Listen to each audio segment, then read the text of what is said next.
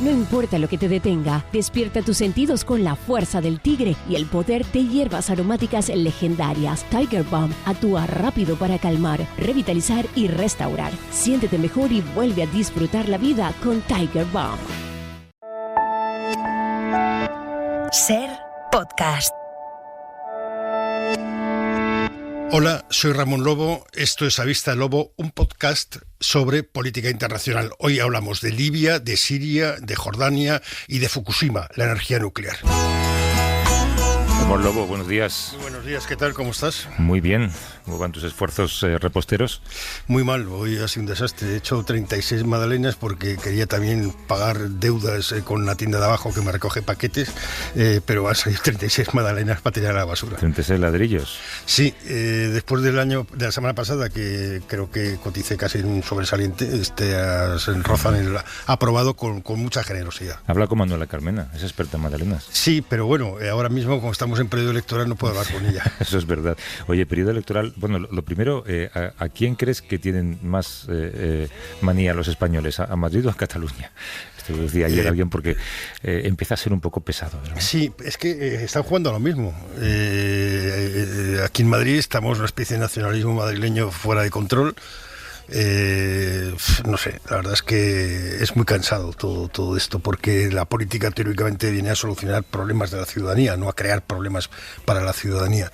Y Madrid es un ejemplo de sitio donde se ha fallado en casi todo, empezando por las residencias de ancianos. Nadie ha pagado ninguna consecuencia. Aquí se pagan las consecuencias con muchos años de retraso. Luego habrá caso ida dentro de no sé cuántos años en los tribunales, pero no ha pagado ni siquiera Esperanza Aguirre, y todos sabemos cómo ha sido Esperanza Aguirre. ¿Tienes claro lo que puede pasar si hay elecciones finalmente en mayo? Sí, yo creo que va a haber elecciones porque parece que Ida ganó por la mano, Ida es Isabel Díaz Ayuso, por la mano a la oposición en la presentación de los papeles, pero eso lo va a decir hoy el tribunal. Y si hay elecciones ganará ella, sin duda. Y sí, porque Madrid, que te diga, es una comunidad autónoma donde hace mucho tiempo gobernó una vez un socialista, ¿te acuerdas? Sí. Y eso parece que nunca más va a ocurrir. No va a ocurrir. Y es una pena porque esta mujer yo creo que es la peor representante del Partido Popular después de Esperanza Aguirre, que lo hizo bastante regular, y Cristina Cifuentes. Esta es peor todavía, esta es que ni siquiera da el nivel. Pero bueno, es lo que gusta, es una especie de chulería madrileña inculta, muy propia de la derecha española. ¿No tienes la sensación de que quizás nosotros contribuimos con ese tipo de conversaciones a que la gente vote a alguien como Ida? Sí. Es lo que pasó en Estados Unidos con Trump, ¿no? Sí, después también la izquierda, claro, no podemos estar culpando siempre a los demás de la culpa de todo. La izquierda tiene también su culpa. Aquí se ha cometido muchos errores, quizás los candidatos no son los más adecuados. Bueno, vamos a ver qué pasa. El escenario de pesadilla es que gobierne ya y Vox, o que se queden a dos diputados se consiga la mayoría absoluta, y pase lo de Murcia, donde 3 personas libremente han pasado. Sí. Sin nada a cambio. Sin nada a cambio, no se les puede llamar tránsfugas si no son demócratas, etcétera. Bueno, es la historia. Aquí todo se ve la política como se ve el fútbol, ¿no? Depende de la camiseta que tengas, pues una película u otra. Bueno, venga, vamos con lo nuestro. Vamos. When the best of me is barely breathing, when I'm not somebody I believe in, hold on to me. When I miss the light, the night is stolen. When I'm slamming all the doors you've opened, hold on to me. Hold on to me. Unos 2.000 documentos militares desclasificados en 2013 por el Ministerio de Defensa francés, y 2 años de investigación han confirmado que 110.000 personas estuvieron expuestas a altas dosis de radioactividad en la Polinesia francesa entre el 66 y el 96, hace relativamente poco. A lo largo de muchos años, Francia se ha esforzado por silenciar y olvidar las consecuencias de aquellas pruebas nucleares, pero gracias a esta investigación, de Mururoa Files, se la llaman, queda probada la magnitud del daño, se abre la puerta que miles de personas puedan pedir también una indemnización por quedar reconocidas oficialmente como víctimas de aquellos ensayos. ¿Qué datos aportan esas investigaciones, Ramón? Pues bastantes. Es lo bueno de que se liberen archivos y que haya gente con talento y tiempo para interpretarlos. Parece ser que la radiación real ha sido 10 veces superior a la que se admitía y solo 69 personas han recibido indemnizaciones. Ahora, como dices, hay 110.000 personas y posiblemente más que pueden acceder a estas pruebas. Pruebas que Francia, a diferencia de Estados Unidos, que las hacía en su territorio, en zonas de Nevada, etcétera, donde desérticas, esto iban a hacerlo a las colonias, ¿no? Y bueno, ha sido ese mundo de pruebas nucleares ha terminado, pero no ha terminado el problema de la energía nuclear y de las bombas atómicas. Aunque parece algo lejano en el tiempo, ¿no? Las consecuencias de aquellas explosiones todavía se palpan. Hay un nivel de esterilidad, por ejemplo, por encima de la media, contaminación de la fauna marina, hay una mayor incidencia del cáncer en esa zona. Es un paraíso contaminado y, pese a todo, el presidente francés, Emmanuel Macron, mantiene, como lo ha hecho siempre Francia, su apuesta atómica, ¿no? Sí, es que tener armas nucleares es como si tuviera un estatuto. Hay 9 países con armas nucleares, los 5 que tienen asiento asegurado en el Consejo de Seguridad, y lo repetimos, los encargados de velar por la seguridad y la paz mundial son los 5 potencias nucleares, entre ellos Rusia y Estados Unidos, que tienen el 90% de todas las cabezas nucleares activas, que creo que son 9.500. Hay que sumar a India y a Pakistán, que son países que no se llevan precisamente bien, y después Corea del Sur, Corea del Norte y Israel, que es el único que no reconoce tener armas nucleares. Recordemos también que esta semana se han cumplido 10 años de las explosiones en la planta atómica japonesa de Fukushima. Las consecuencias, lógicamente, todavía se arrastran. Hemos podido leer muchos reportajes esta semana. En todo caso, la energía nuclear sigue planteando grandes dilemas y requiere un debate urgente también. Queríamos hablar con Raquel Montón, que es responsable de la campaña antinuclear de Greenpeace España. ¿Cómo estás, Raquel? Buenos días. Hola, muy buenos días. Buenos días. Ahora que se han cumplido 10 años desde Fukushima, ¿siguen las labores de descontaminación? ¿Hemos aprendido algo, Raquel? Pues lo estabais comentando, ¿no? Si hace 60 años de todas aquellas pruebas nucleares y se siguen viendo los efectos, lo que está pasando en Fukushima es que solo está empezando, ¿no? La pesadilla empezó hace 10 años y continúa. En Fukushima, una de las muchas cosas que se están intentando hacer es limpiar la tierra donde cayó esa cantidad de contaminación, una tarea realmente imposible por muchas razones, ¿no? Y a día de hoy, pues únicamente el 15% más o menos de esa zona, presuntamente no contaminada, posiblemente es mucho más, está aparentemente limpia, según los objetivos del gobierno, ¿no? Que son unos objetivos que realmente no son objetivos para que puedan preservar la salud de los ciudadanos. Falta quizá que los dirigentes también reconozcan el daño hecho, ¿no? Después de las pruebas en el atolón de Mururoa, Jacques Chirac dijo públicamente que las pruebas atómicas no habían hecho daño a un solo pez. Si no corregimos ese tipo de frases, no sabremos por dónde empezar. Pues, claro, efectivamente, ese es el gran problema, ¿no? Que nos encontramos. Quizás comprender un poco qué es lo que pasa cuando emitimos material radiactivo al medio ambiente, que en el fondo estamos lanzando isótopos, que son átomos, que para volver a alcanzar su estabilidad se desintegran perdiendo energía y emiten partículas. Eso, para que nos hagamos una idea, son como están emitiendo balas. ¿Balas cuánto tiempo? Pues depende del isótopo. Algunos 300 años, otros 2000 y pico, otros 2 semanas. Esa cantidad de balas concentradas y con altas dosis, pues efectivamente hemos podido ver efectos en las películas, esas grandes dosis, ¿no?, de radiactividad recibidas en un instante, ¿no?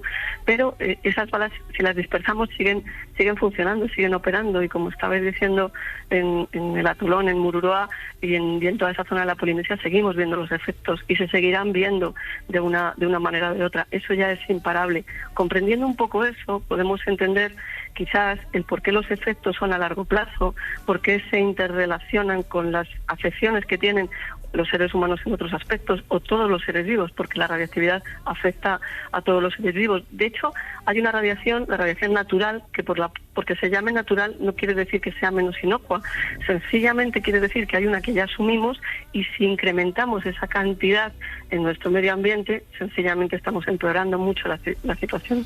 Después del accidente de Fukushima, muchas centrales nucleares han cerrado, han parado, unas se les ha cortado la vida, pero el sector sigue sin dar la información completa, ¿no? Están más preocupados, parece ser, en sortear las inspecciones que en mejorar la seguridad.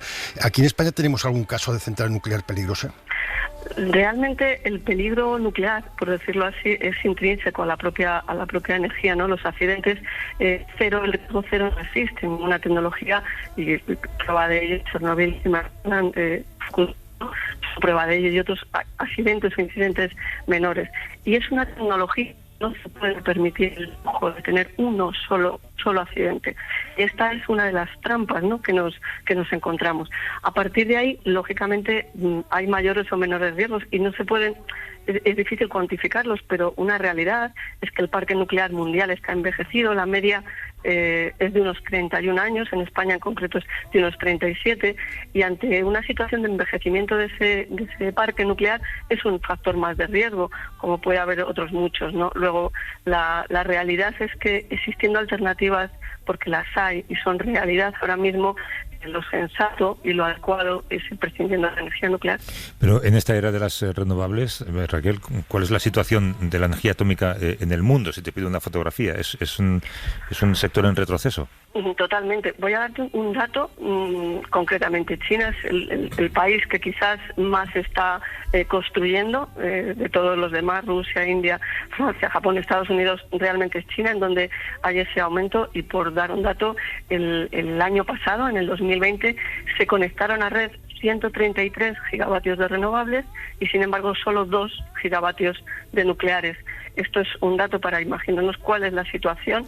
Se cierran más reactores nucleares, se desmantelan más que los que se instalan, y el proceso de construcción de una central nuclear es un proceso largo, son lentos, entre 10 y 19 años, según el IPCC, se tardaría en poner en marcha una central nuclear y con grandes sobrecostes. El ejemplo de Francia en Flamanville, grandes sobrecostes, grandes retrasos. Esta es la situación, por decirlo en solo 2 datos, del retroceso, ¿no?, de la situación a nivel mundial de la energía nuclear. Bueno, es una buena noticia. Entonces, Raquel Montón, que es responsable de la campaña antinuclear de Greenpeace España. Gracias, Raquel. Un abrazo. Gracias. Un abrazo. Buenos días.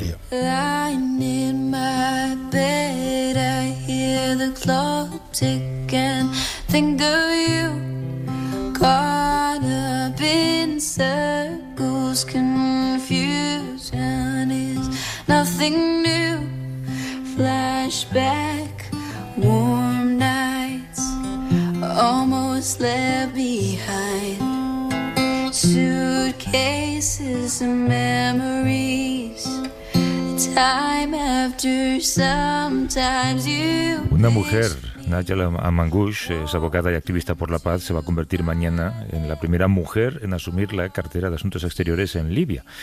Ramón, no nos detendríamos en ese nombramiento si no fuera porque Libia es un país en el que las mujeres tienen igualdad de derechos y acceso a la educación, pero la fuerza de la tradición hace que estén sujetas todavía a padres, a maridos y que tengan escaso protagonismo en la vida pública. ¿Es importante esto? Es importante dar visibilidad a la mujer, no solo en Libia, sino en todo el mundo musulmán. Las mujeres suelen tener un peso importante en las sociedades, como también las nuestras, pero la visibilidad en cargos públicos es mínima. En este caso, además, es un país en conflicto, es un país que está, no sé si puede decir, en guerra de intensidad baja o a veces de intensidad alta. 10 años después de la muerte de Gaddafi, de la primavera árabe fallida, es un país que está totalmente destruido. 10 años de conflicto civil. Nos amplía la información Javier Martín, que es corresponsal de la agencia EFE en el norte de África. Nos atiende desde Túnez. ¿Cómo estás, Javier? Buenos días. Buenos días, ¿cómo estáis? Bien. Oye, háblanos de Amangoush, ¿qué supone su nombramiento y quién es ella? Bueno, ella es una persona muy simbólica en el sentido de que es una mujer que procede de la sociedad civil, alguien que se formó alejada de la política y que durante la revolución, o sea, aunque sea una chica joven, estuvo trabajando en favor de la paz. Es especialista precisamente en mediación de conflictos y paz, la forma de Mujeres Libias para la Paz. Es decir, es una persona que está muy bien formada para lo que tiene que hacer, que en realidad es terminar de construir un gobierno de unidad, porque Libia ha estado dividida en 2 gobiernos desde el año 2014 y aunque se ha conseguido a través de un proceso impulsado por la ONU en octubre llegar de nuevo a unificar el gobierno, todavía queda mucho por hacer y el objetivo es llegar a unas elecciones legislativas en diciembre de este mismo año. Por lo tanto, bueno, esa es la primera parte, que es una persona formada y joven, pero que además tiene unos méritos para estar en el puesto en el que está, cosa que no siempre es lo que se estila. Y por la segunda importancia para mí es sobre todo cuando hablamos de derechos de las mujeres en el mundo árabe. Vemos a ver qué derechos tiene, pero no nos paramos a ver si tiene la capacidad de ejercer esos derechos. Quiero decir, las mujeres pueden hacer muchas cosas en el mundo árabe sobre el papel, pero luego en la práctica están muy alejadas de los puestos de poder. No tenemos casi mujeres en la política, en puestos como una ministra, pero tampoco de directoras generales, tampoco tenemos que estén en grandes compañías dirigiéndolas, y en este sentido, pues la llegada de Mangoush y las 5 mujeres del nuevo gobierno de unidad hacen que Libia, de manera increíble, se ponga a la cabeza del mundo árabe en cuanto a representación de mujeres en el gobierno. La llegada de Mangoush es más importante para nosotros, que somos los que estamos, digamos, pagando la factura de la guerra que nosotros hemos causado, o es importante también para los libios. No me refiero solo a las mujeres libias, sino a los libios en general.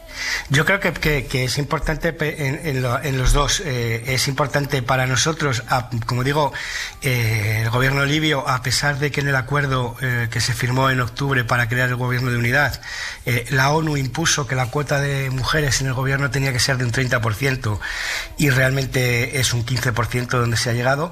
Tenemos que pensar que Libia tiene el 15% de mujeres en el gobierno, y Túnez, un país que consideramos muchísimo más avanzado, no llega al 13%, o Argelia, que es un país que está dominado por una dictadura militar, está en un 12% también. Egipto no llega, Marruecos también se queda en la misma. Quiero decir que por esa parte es importante para nosotros, como bien dices, pero yo creo que también es muy importante para los libios, por el perfil que explicaba, porque es una persona que está muy bien formada en lo que necesita, que es transformación de conflictos. Está licenciada por el Centro para la Justicia y la Construcción de la Paz de la Universidad de Estados Unidos en Harrisonburg. Por lo tanto, es una persona que tiene un inglés muy bueno, que puede entrar en un mundo de hombres donde se domina el tribalismo y donde se domina, digamos, la religión, que hace que las mujeres piensen que están un escalón por debajo, que es una de las interpretaciones que hace el Islam de la mujer. Pero en este sentido creo que el haberla elegido permite a los libios mirar de otra manera. Pero de todo hace ya 10 años, Javier, también de la caída de Muammar al-Gaddafi. La guerra civil partió el país en dos. Durante este tiempo ambos bandos han tenido valedores, hay injerencias extranjeras constantes. ¿Qué intereses diplomáticos están escondidos detrás de esos bandos? Bueno, a día de hoy lo que tenemos es un conflicto, es una guerra civil sobre el terreno que ha sido dura, que se ha llevado a más de 10.000 personas desde el año 2015, desde el proceso fallido de 2015, y que en el último año se ha convertido en un pulso, sobre todo entre Turquía, que es la mayor influencia en la parte oeste del país, y Rusia, que es la que tiene mayor influencia en la parte este del país.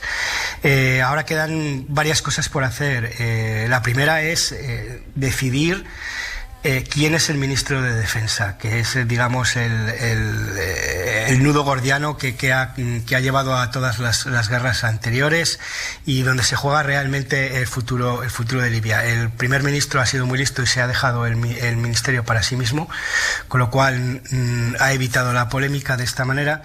Pero a día de hoy lo que necesita Libia es, primero, que salgan los más de 30.000 soldados extranjeros, mercenarios en este caso, porque no son soldados, mercenarios que hay allí. La mayor parte de ellos sirios, que han sido reclutados por luchar en una guerra que no es la suya. Es decir, los pobres libios salen de su guerra para hacer otra guerra en Libia, y en muchas ocasiones además se enfrentan entre ellos, porque Turquía ha reclutado sirios para la guerra en Libia y Rusia ha reclutado sirios para la guerra en Libia. Por lo tanto, lo primero que tiene que conseguir Libia es desprenderse de esa influencia extranjera, pero parece muy difícil porque, sobre todo todo lo económico, político y sobre todo militar, ha conseguido establecer 3 bases militares en Libia.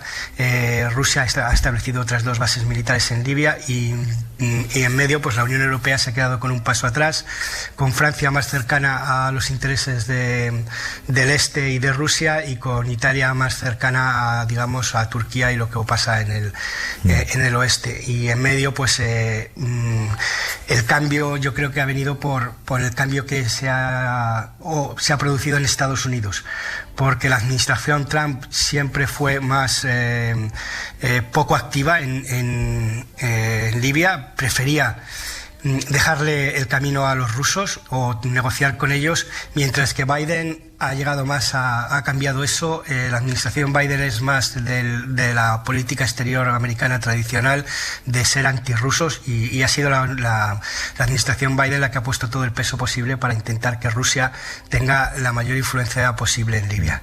Es interesante este escenario de geopolítica, ¿no?, con tantos actores. Javier Martín, que es corresponsal de la agencia EFE en el norte de África, nos ha atendido desde Túnez. Javier, gracias como siempre, un abrazo, cuídate. Muchas gracias. Gracias a vosotros. Un Hasta abrazo. luego.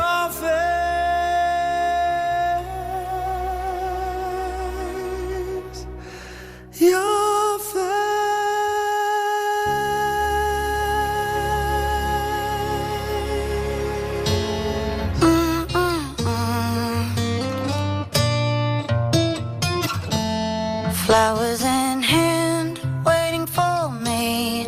Every word in poetry. Won't call me by name, only baby. The more that you give, the less that I need. Everyone says I look happy when it feels right. I know that you're wrong for me. Gonna wish we never. Sigues enganchado de la voz de Miley Cyrus, ¿eh? Sí, como Sharon Stone no me escribe, pues me conformo con la música de Miles. Oye, hemos hablado en el tramo anterior de varias cosas de las que ya hace 10 años. Siria también era hasta el 2011 un país próspero que recibía hasta 8 millones de turistas al año, una herencia cultural inmensa, la única nación árabe con una constitución laica y con un alto nivel cultural. Llega el 15 de marzo de aquel año, estalla un conflicto que arrancó con esas manifestaciones y que luego llevó a la población a una guerra absurda que dura ya, como digo, 10 años y que está causando una de las crisis humanitarias más graves del mundo. Mañana se cumple ese aniversario desde el inicio de la pesadilla para millones de personas y no parece haber ninguna solución a corto plazo. También era una dictadura, igual que el otro régimen laico, que era Irak con Saddam Hussein, que fue bombardeado y desalojado. Y también era otra dictadura, pero han pasado de una dictadura a un país destruido por una guerra civil interminable. Y con cifras que hablan por sí solas, ¿eh? Más de 5,5 millones de refugiados, 6 millones de desplazados internos. Sí, lo que nos decía Javier, con milicias que trabajan para un bando y para otro en todos los sitios, y sigue siendo una dictadura, porque sigue Al-Assad en la presidencia. Ha sido un campo de batalla entre distintos intereses de Rusia, de Estados Unidos, de Arabia Saudí, de Irán. No sé, ha sido todo esto en la cabeza y en los sentimientos de los sirios, que lo que han intentado es escapar para Europa, como pasó en el 2015, y aquí se les ha cerrado las puertas también. O sobrevivir en campos, ¿no? A solo una docena de kilómetros de la frontera con Siria está uno de los símbolos más mediáticos del éxodo sirio, donde viven en la actualidad casi 80.000 refugiados. Es el campo de Zaatari, el mayor en Oriente Próximo, que lleva abierto desde 2012 y donde están, digamos, los más pobres de entre los más pobres. Y ahí han estado dos compañeros de la cadena SER, Álvaro Zamarreño y Nicolás Castellano. Nos atienden desde Amán, en Jordania, hoy. ¿Cómo estáis, Álvaro, Nico? Hola, ¿qué tal? Muy buenos días. Nico, 10 años de guerra que podríamos resumir de muchas maneras. Cuéntanos. Sí, 10 años de guerra que podríamos resumir con esos 400.000 muertos que deja la contienda que sigue en marcha, con casi 12.000 niños fallecidos según las estimaciones de UNICEF, con 14 millones de personas que necesitan ayuda alimentaria para poder sobrevivir dentro del territorio, y con las cifras que tú decías, Javier, que retratan muy bien que Siria es la mayor crisis de desplazamiento forzoso de los últimos 25 años en el planeta. 1 de cada 3 desplazados forzosos, gente que vive fuera de su hogar obligatoriamente, es Siria, ¿no? Así que estamos ante una dimensión de un drama que solo hemos recordado, nos hemos fijado en él cuando llegaba esos miles de refugiados en 2015 y 2016 en barcas a las islas griegas, o algunos puñados que han llegado a España, pero esa crisis humanitaria permanece 10 años después, ¿no? Allí donde estáis vosotros, en Jordania ahora, los sirios se han convertido en los primeros refugiados en el mundo en recibir la vacuna contra el coronavirus, el primer país en hacerlo, y precisamente en ese campo de refugiados de Zaatari, ¿no? Sí, con la voz de una de las vecinas más veteranas, de Naima, nos vamos a ir a esta primera cola del primer centro de vacunación abierto en un campo de refugiados en el mundo. Está feliz por recibir la vacuna, agradecida, dice que va a decirle a sus vecinas que no tengan miedo y que vengan a ponerse. La Naima Al-Amer es de Dera, de donde empezó la guerra. Tiene 60 años y recuerda perfectamente la fecha en la que cruzó la frontera siria-jordana para refugiarse aquí. El 26 de marzo de 2013, desde entonces, este terreno en medio de la nada es el hogar de casi toda la familia. Secándose las lágrimas, explica que por la guerra perdió a su hija de 22 años y al esposo de esta, que murieron muchos familiares y vecinos por las bombas. Repite que todas las familias están castigadas por los bombardeos, que por eso huyó aquí con su marido y sus 6 hijos, pero que su marido falleció en este campo de Zaatari, en el exilio, pero que también le han pasado cosas buenas, como que sus 2 hijos mayores se hayan graduado en una universidad jordana cercana. Dice que dejó atrás el miedo por morir por los bombardeos y que ahora ha pasado mucho miedo de morir por el COVID en el último año, porque ha conocido de hecho muchos casos positivos, aunque no en su familia. Ahora que se cumplen 10 años del inicio de la guerra que cambió para siempre su vida, dice que volvería mañana mismo a su hogar si llega la paz a Siria, volver a su casa natal, ver a los vecinos, retomar, Javier, algún tipo de normalidad, pero de momento sabe que es imposible. Sea lo que sea la normalidad, Naima es una de las primeras en recibir la dosis de Pfizer en un país como Jordania, que no distingue entre nacionales y refugiados, todos están por igual en el plan de vacunación, ¿no? Sí, es un caso único, ¿no? Hace 3 semanas que se vacuna contra el COVID en este campo de refugiados, más de 500 han recibido ya la primera dosis y casi 250 las 2. Mohamed Al-Taher, el portavoz de ACNUR en el campo de Zaatari, describe que solo este fin de semana ya han empezado a llegar además 140.000 vacunas más a través del fondo COVAX de reparto equitativo de vacunas por los países con menos renta, en el que participa la Agencia de la ONU para la Infancia, UNICEF. Álvaro, decíamos que en ese campo hay casi 80.000 refugiados sirios. Habéis estado allí. ¿En qué condiciones viven y cuál está siendo el impacto económico de la pandemia? Bueno, pues podríamos decir que como no es la primera vez que hemos visitado este campo, hemos visto como a lo largo de esta casi década en que lleva abierto Zaatari, materialmente está en unas condiciones mucho mejores que hace 5 o 10 años. Cada vez se parece más a una ciudad con los servicios que pueda tener cualquier ciudad.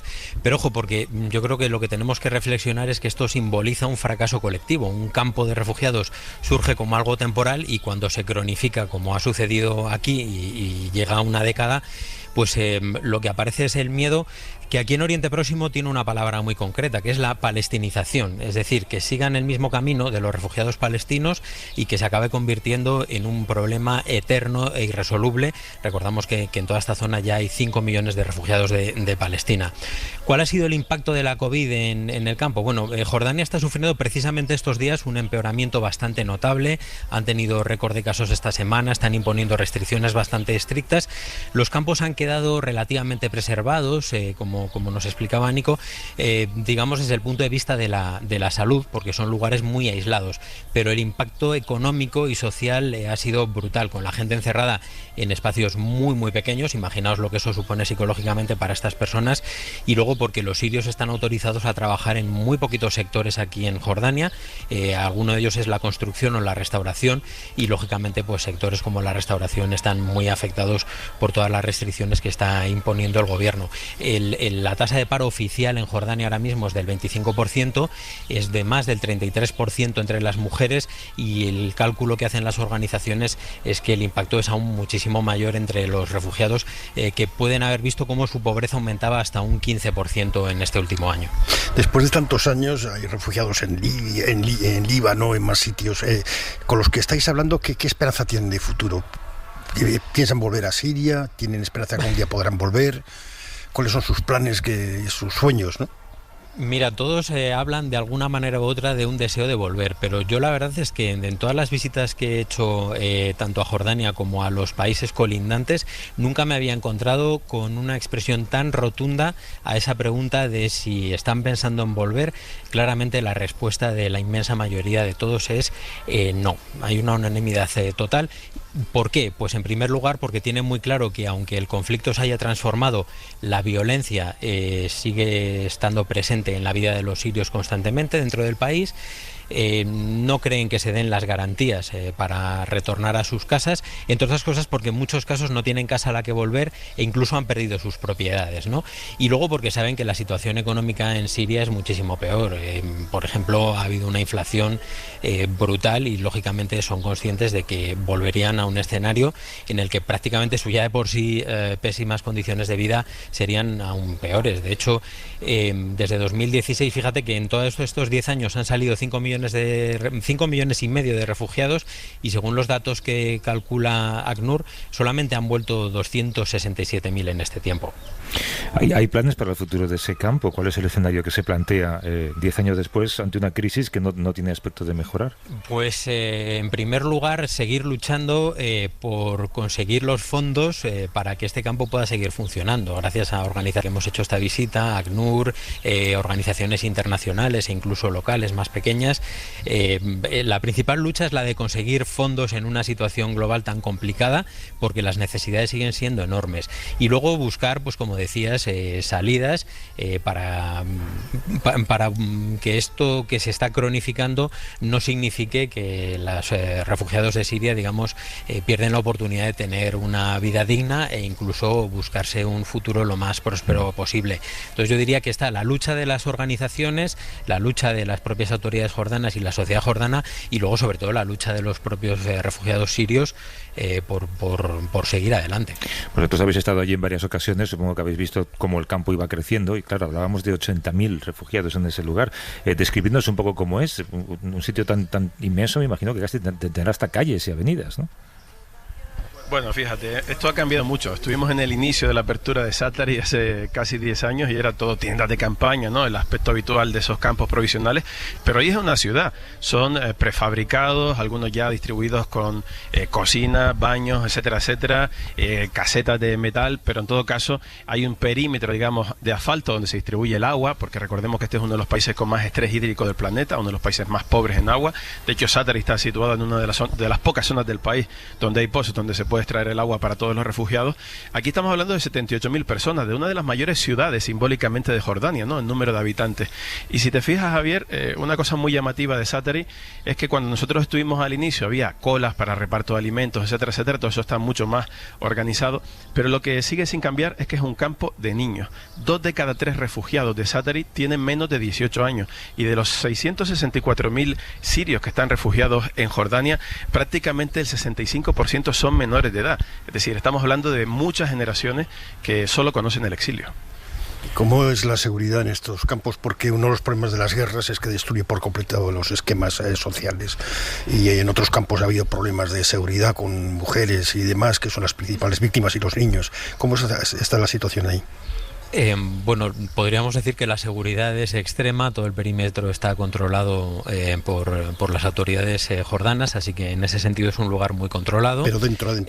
Luego lo que es dentro del campo, como decías, hubo momentos en que la situación fue muy complicada. Hablabas, por ejemplo, de la vulnerabilidad de las mujeres ante esa inseguridad. Eso ha cambiado a mejor, porque si hablamos de un campo que hace 8 años prácticamente no tenía electricidad, no había por lo tanto luz en las calles, hoy en día eso es distinto, pero sigue habiendo esos problemas de inseguridad. La vulneración de las mujeres en cualquier contexto siempre es mayor y en un contexto así aún más. Y por ejemplo, una de las principales inseguridades que quizás no asociamos a esa idea de seguridad, pero al final lo es que la incertidumbre ante el futuro pues ha llevado a que muchas familias opten por casar a sus hijas muy jóvenes, para intentar aliviar, digamos, el peso económico que soportan las familias, y al final eso no deja de ser una manera de inseguridad para la vida de esas mujeres. Nico y Álvaro nos han atendido desde Amán, en Jordania, en un viaje que han podido hacer gracias también a la ayuda de UNICEF. Nicolás Castellano y Álvaro Zamarreño, gracias, compañeros, abrazos. Un abrazo. Muchas gracias, un abrazo.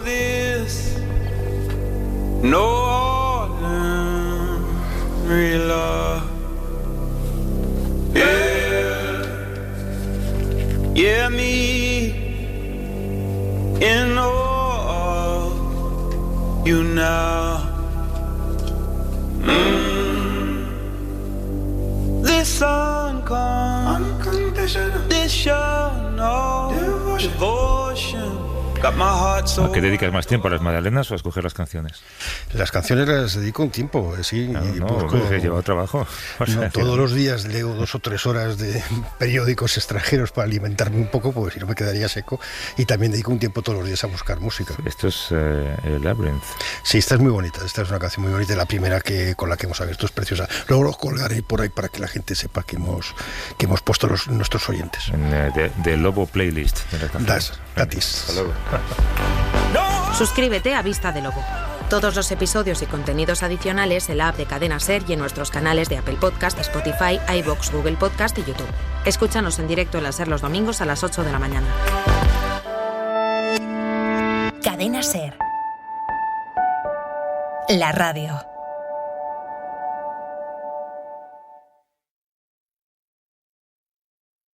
No importa lo que te detenga, despierta tus sentidos con la fuerza del tigre y el poder de hierbas aromáticas legendarias. Tiger Balm actúa rápido para calmar, revitalizar y restaurar. Siéntete mejor y vuelve a disfrutar la vida con Tiger Balm.